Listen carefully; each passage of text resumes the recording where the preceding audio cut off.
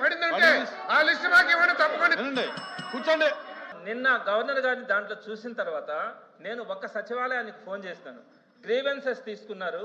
ఒక సచివాలయంలో 21 మంది గ్రీవెన్స్ ఇచ్చారు.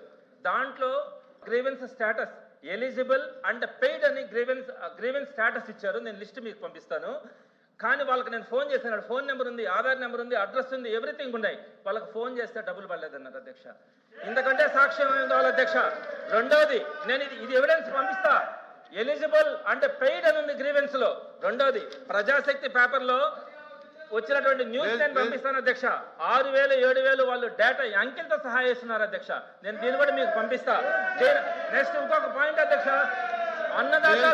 అన్నదాత సుఖీ భవ 20,000 రూపాయలు అక్కడ ఇచ్చామన్నారు అధ్యక్ష. మంత్రి గారు ఛాలెంజ్ అన్నారు అధ్యక్ష. ఓకే, మేము రెడీ.